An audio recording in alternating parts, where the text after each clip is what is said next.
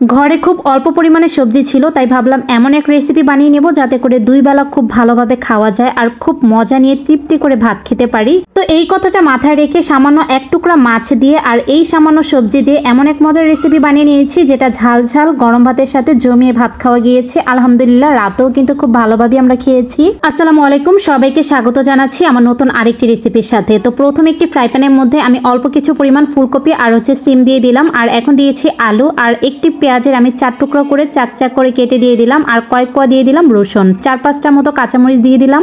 এখন এই সবজিটা যাতে করে স্বচ্ছ থাকে সেজন্য হাফ চা চামচের মতো হলুদ গুঁড়া ব্যবহার করেছি, আর দিয়েছি স্বাদ অনুযায়ী লবণ। এখন পরিমাণ মতো পানি দিয়ে খুব ভালোভাবে ঢেকে দিয়ে এটাকে সেদ্ধ করে নেব। বেশি সময় কিন্তু সেদ্ধ করার কোনো প্রয়োজন নেই, যাতে করে এই সবজিগুলো স্বচ্ছ থাকে আর ভালো মতো সেদ্ধ হয়ে যায়, সেই জন্য কিন্তু পানিটা ব্যবহার করতে হবে একেবারে পরিমাণ মতো।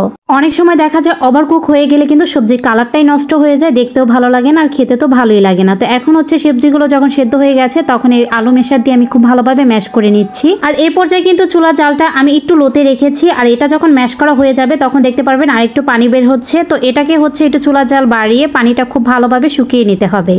এখন এক টুকরো মাছ নিয়েছি, এখানে আজকে আমি পাঙ্গাস মাছটা ব্যবহার করেছি, তবে আপনাদের পছন্দ অনুযায়ী যে কোনো মাছ এখানে নিতে পারেন। আর পাঙ্গাস মাছটা যদি আপনারা গন্ধের জন্য পছন্দ না করেন সেক্ষেত্রে কিন্তু লবণ আর লেবুর রস দিয়ে কিছুক্ষণ মেখে রেখে দিলে কিন্তু পাঙ্গাস মাছের আর কোনো গন্ধ থাকে না। তারপর কিন্তু আপনি একটু গরম পানি দিয়েও ধুয়ে নিতে পারেন, তাহলে কিন্তু গন্ধটা মোটেও থাকে না। আর এখন আমি একটু ফ্রাই প্যানে তেল দিয়ে দিয়েছি, আর হলুদ মরিচ লবণ দিয়ে তো মাছটা মেখে নিয়েছি, সেটা তো দেখতেই পারলেন। এখন চুলাটাকে লো রেখে তারপর মাছটাকে খুব ভালোভাবে ভেজে নিয়েছি। একেবারে কিন্তু মুচমুচে করা যাবে না, মাছটা যাতে করে নরম থাকে সে অনুযায়ী কিন্তু ভেজে নিতে হবে। এখন প্রায় 1 টেবিলের মতো আমি সরিষার তেল ব্যবহার করেছি। সরিষার তেলটা দিলে কিন্তু খুব ভালো লাগে এই ভর্তাটা খেতে, তবে আপনারা চাইলে শুধুমাত্র সয়াবিন তেল দিয়েও কিন্তু এই রান্নাটা করতে পারেন। তো তেলটাকে খুব ভালোভাবে ভেজে একটু লাল লাল করে নিয়েছি, তারপর দিয়ে দিলাম হাফ চা চামচ হলুদের গুঁড়া আর হাফ চা চামচ দিয়েছি মরিচের গুঁড়া, 1/3 চামচ দিয়েছি ভাজা জিরা গুঁড়া। আর এখন একটু ভেজে নিচ্ছি প্রায় 1 থেকে 2 মিনিটের মতো। আর এতে করে কিন্তু মশলার যে কাঁচা গন্ধটা আছে সেটা আর থাকবে না। আর সামান্য একটু কিন্তু আদাও ব্যবহার করেছিলাম এর মাঝখানে।